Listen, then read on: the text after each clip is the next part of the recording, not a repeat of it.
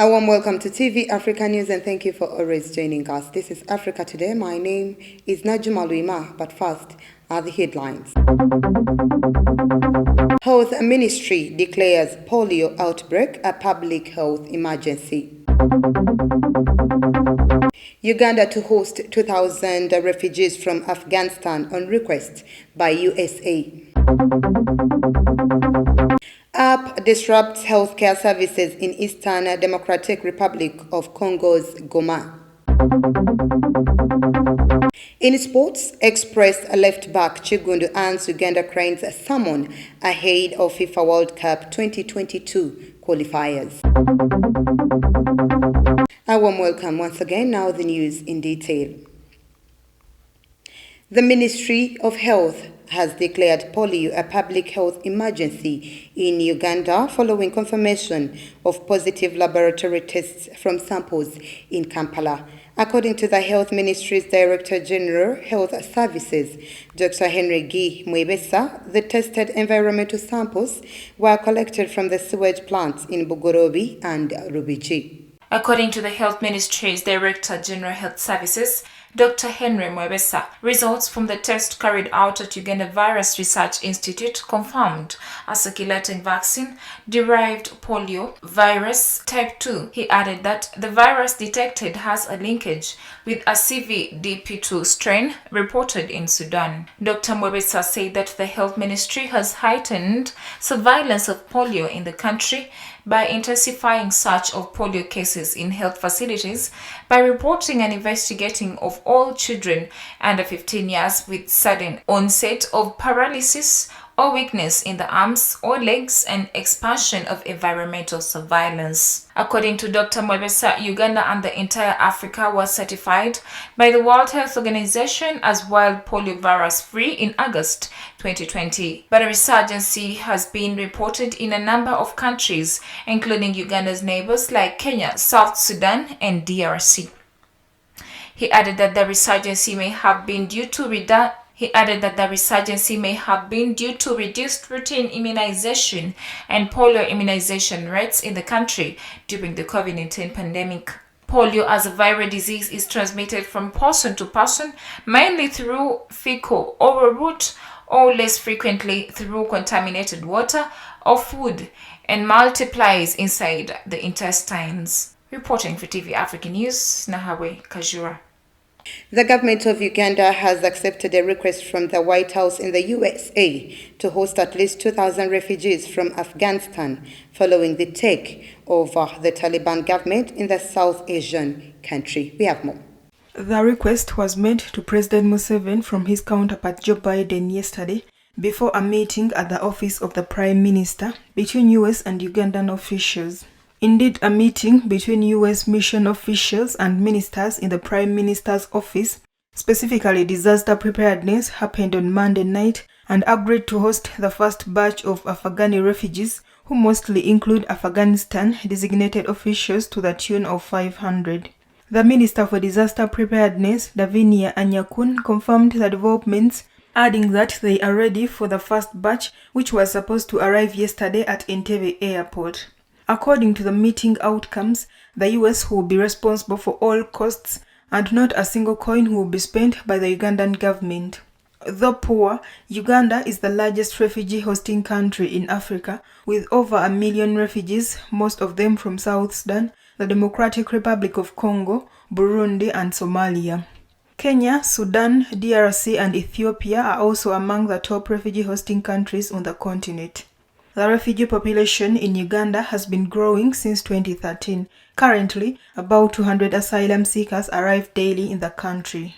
The Uganda Road Fund has released a total of shillings 73.1 billion for maintenance of public roads in the first quarter of the financial year 2021-2022. This was contained in a circular written to the accounting officers of Road Fund designated agencies, District Road Committee members, Kampala Capital City Authority, and all local governments. We have more with Kachanchu. Officials said that Uganda National Roads Authority will get shillings 47 billion, Kampala Capital City Authority will get shillings 3.92 billion, while shillings 17.22 billion will go to local governments including districts, cities, municipalities and community access roads. Uganda Road Fund, as the agency mandated to finance routine and periodic maintenance of all public roads, strives to ensure that its operations are designed for the provision of the best services to the road users by maintaining a high degree of responsiveness to their needs. Uganda Road Fund undertakes periodic road user satisfaction surveys as a mechanism through which road users can provide feedback to the fund and its stakeholders on the quality of service provision in the road asset. In March this year, Uganda Road Fund launched 2021 Road User Satisfaction Survey, which was the 8th of its kind in Uganda.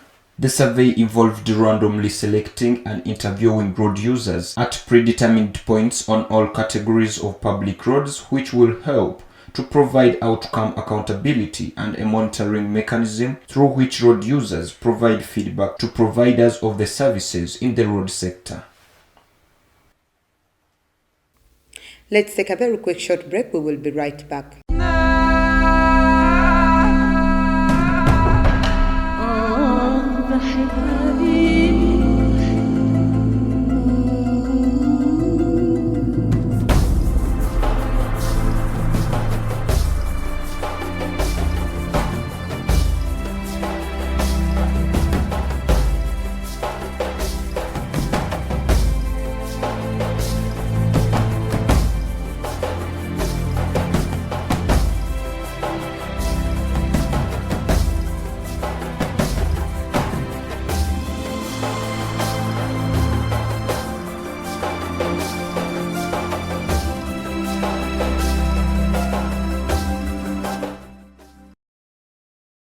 Welcome back. You're still watching TV Africa News, The Right to Know. In the Democratic Republic of Congo, access to quality health care is expensive and tedious, but Bienvenu Zigabe has managed to create an application to facilitate quicker access to medical services. The app is getting good reviews in Goma, a city in eastern Congo where health infrastructure remains poor. According to Zagabe, the Wikare inventor, their goal is for everyone to have access to health care, adding that when a person feels sick and has to stay at home, he or she can go directly to a health service for appropriate care because this is what often happens. The inventor said that patients can treat anything from malaria to the most complex ailments without worry and can then do mobile payments or ask for credit, adding that this is a way to revolutionize access to care in a region where it is expensive and virtually non-existent. Dr. Mvuama Gailen, a gynecologist at Cheshero Hospital, said that in their system of care, they see that there are really difficulties for the access to care for the population. Users can also keep savings meant for health care on the app, maintaining a piggy bank of sorts to cater for health emergencies. In the Democratic Republic of Congo, as in other African countries, access to health care is often delayed by lack of money, a situation that is at the root of several cases of death or serious injury in this country. Libya's Election Commission on Tuesday closed its online voter registration portal ahead of national polls set for December, but beset by growing doubts despite a months-long pause in fighting. Commission head Imad Al-Sayed told journalists in Tripoli that some 2.8 million people in the North African country had signed up to vote and invited citizens overseas to register from Wednesday onwards. Libya, home to some 7 million people, has made tentative steps since last summer towards ending a decade of violent fragmentation, initially sparked by the overthrow of Muammar Gaddafi in 2011. Parallel political negotiations have installed a transitional government tasked with leading the country towards national elections set for December 24th. But despite months of relative peace, Libyans remain at odds over when the elections should be held, which elections and on what legal basis. Libya has been without a constitution since Gaddafi scrapped it in 1969. The 75 delegates selected by the United Nations to guide the political transition have yet to agree on a constitutional basis for the December polls. Last week at a virtual meeting, they again failed to reach a compromise despite pressure from the UN. A small contingent of female naval soldiers in the Rwanda Defense Force have been fighting alongside their male counterparts to push back against rebels allied with the Islamic State group in northern Mozambique. Let's take a look. The rebels were occupying the strategic town of Mokimboa de Praia in Cabo Delgado province until a 1,000-strong Rwandese force was deployed there. They forced the rebels to withdraw into remote areas and break up into smaller groups. Lieutenant Yvonne Umwiza, who leads a Rwandese speedboat unit, said that women were treated no differently to men in the mixed units.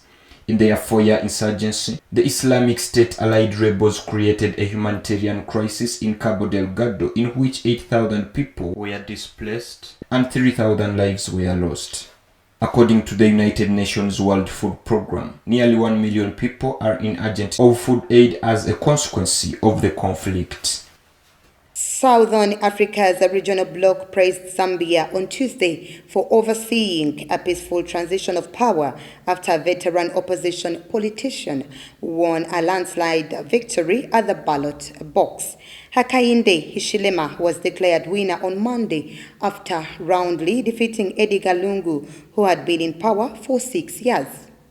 Southern Africa's regional bloc praised Zambia on Tuesday for overseeing a peaceful transition of power after a veteran opposition politician, Hakainde Hichilema, won a landslide victory at the ballot box, defeating Edgar Lungu, who had been in power for 6 years. It is the third time that power has changed hands to the opposition in Zambia since 1991, on a continent where incumbent leaders often hold to power for decades. Chakwera, himself a former opposition politician, came to power last year after the re-election of his predecessor, Arthur Matharika, was scrapped for vote rigging and the ballot restaged. Chakwera told the 16-nation Southern African Development Community that regional peace and security depended on democratic norms being sustained and on the protection of human rights. African leaders have been slow in delivering their congratulatory messages, with most of them only doing so more than 24 hours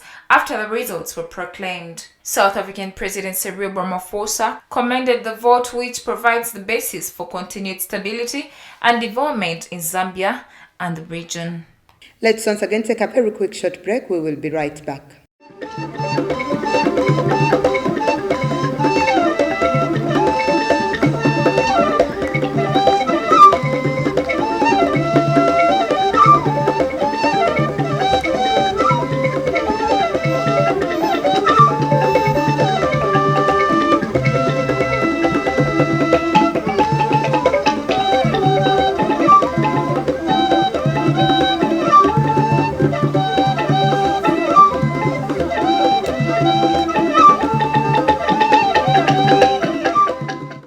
Welcome back. You're still watching TV Africa News, The Right to Know. In our business news today, Kenya's tourism industry is experiencing a COVID-19 pandemic recovery, coupled with tribal figures and African wildlife, which affected the tourists visiting Kenya. After the global travel industry went into shutdown, the number of staff has been reduced and wages have been slashed. Our reporter takes us through experience of the Kenyan tourism business. Karen Mumbe, one of the service providers at the Birds Paradise souvenir shop in Nairobi, said that since the COVID-19 pandemic struck the world, including Kenya, tourists reduced completely and shops closed, with some staff being laid off and were recalled in January with half salary pay. Mumbe added that vaccines gave a glimmer of hope that the pandemic could be snuffed out and the tourism industry could get back to business. But the more infectious Delta variant has put that in doubt, bringing it with a new wave of infections to Kenya and the rest of the world. Simon Kabu, manager of Bonfire Adventure Tours and Travel Company, said that tourist numbers have dropped 80% since the pandemic, but he's now seeing business pick up.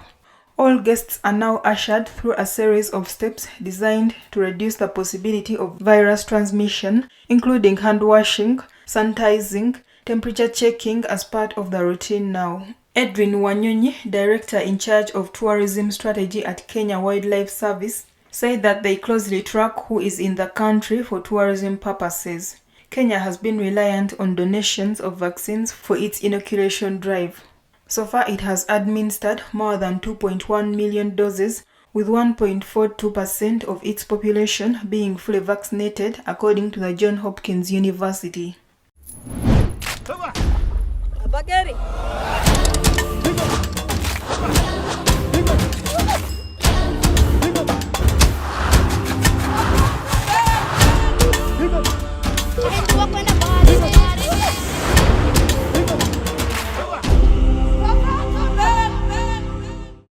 In our health news today, Ivorian medical staff received the first doses of the Ebola virus vaccine on Monday after the discovery of the first case in Abidjan in nearly 30 years. From stretcher bearers to medical professors, dozens of health personnel received doses of the vaccine during the event, which took place at the University Hospital Center of Kokodi, a district of Abidjan. The single identified case of Ebola in the country was intensified over the weekend in Abidjan, Ivory Coast economic hub, in an 18-year-old Guinean woman who had arrived in the country on Wednesday after traveling by the road from Leb in Guinea, according to authorities. The World Health Organization said genetic sequencing of a virus sample would determine whether the case was linked to a recent flare-up in neighboring Guinea. Ebola causes severe fever and, in the worst cases, unstoppable bleeding. It is transmitted through close contact with bodily fluids, and people who live with or care for patients are most at risk. The death rate varies from 25 to 90% according to past outbreaks, although the chance of survival rises significantly if the disease is spotted at an early age. The discovery in Ivory Coast comes nearly 2 months after the UN's health agency declared an end to Guinea's second outbreak of Ebola, which started last year and claimed 12 lives. 5 World Health Organization experts have been sent from Guinea to help train several dozen Ivorian health workers in using the vaccines.